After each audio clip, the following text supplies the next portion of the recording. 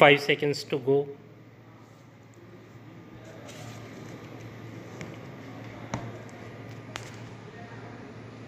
Start. The main purpose of the United Nations is to build up a world without war, a world based on the cooperation of nations and peoples. It is merely a world where war is kept in check by a balancing of armed forces. It is much deeper than that. It is a world from which the major causes of war have been removed and social structures built up which further peaceful cooperation within a nation as well as between nations.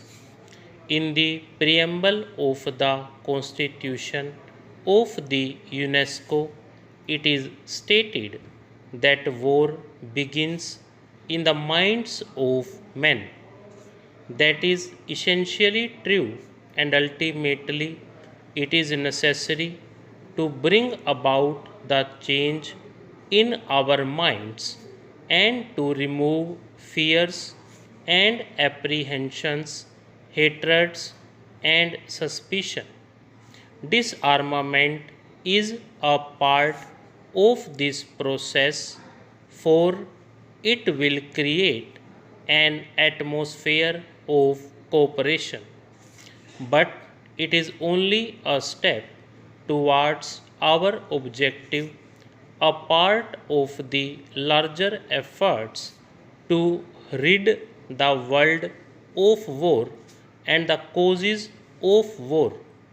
In the present context, however, disarmament assumes a very special importance for us, overriding all other issues.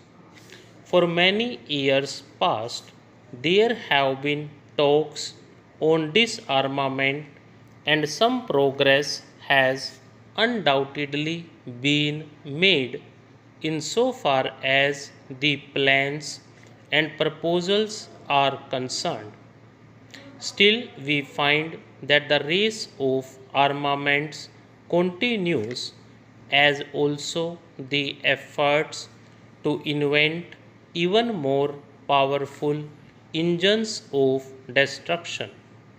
If even a small part of these efforts was directed to the search for peace, probably the problem of disarmament would have been solved by this time. Apart from the moral imperative of peace, every practical consideration leads us to that conclusion. For, as everyone knows, the choice today in this nuclear age is one of utter annihilation and destruction of civilization, or of some way to have peaceful coexistence between nations. There is no middle way. If war is an abomination and an ultimate crime which has to be avoided, we must fashion our minds and policies accordingly. There may be risks, but the greatest risks is to allow the present dangerous drift to continue.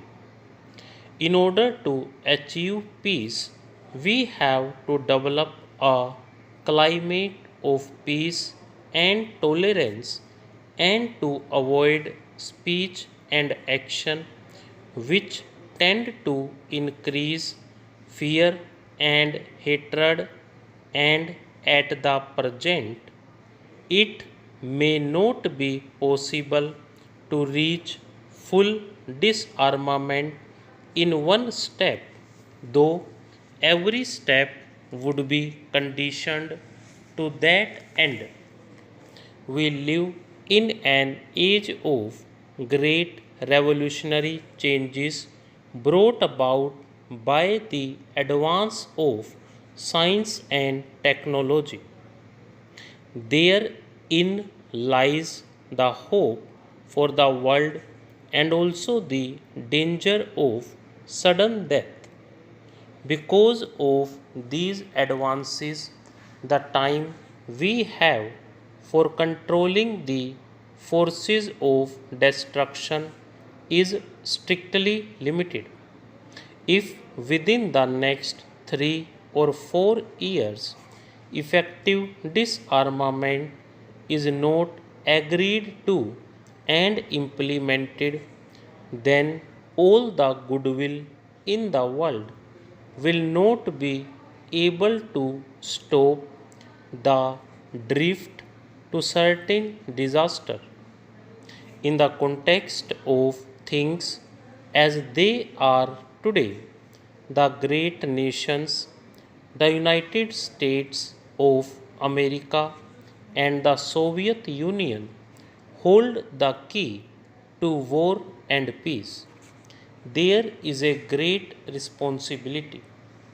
But every country, big or small, is concerned in this matter of peace and war, and therefore every country must shoulder its responsibility and work to this end. In order to deal with these big issues effectively, we have to take big and impersonal views. It is only the United Nations as a whole that can ultimately solve these problems. Therefore, while all efforts towards disarmament must be welcomed, the United Nations should be closely associated with such efforts. The question of disarmament has been considered at various levels. There is the question of general disarmament and of the ending of test explosions of nuclear and thermonuclear weapons. So far as test explosions are concerned, considerable progress has been made in the discussions of the committee which has been meeting in Geneva.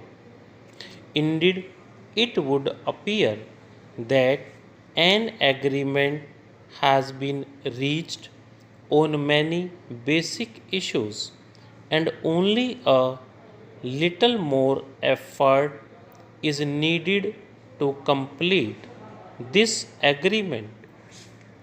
I suggest that a final agreement on this subject should be reached as early as possible.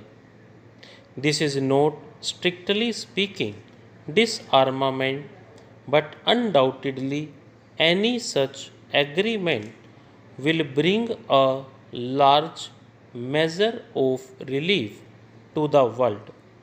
Disarmament must include the prohibition of the manufacture, storage, and use of weapons of mass destruction, as well as the progressive limitation of conventional weapons.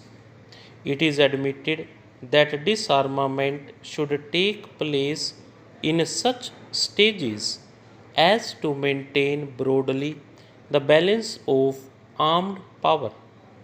It is only on this basis that success can be achieved and this pervading sense of fear countered.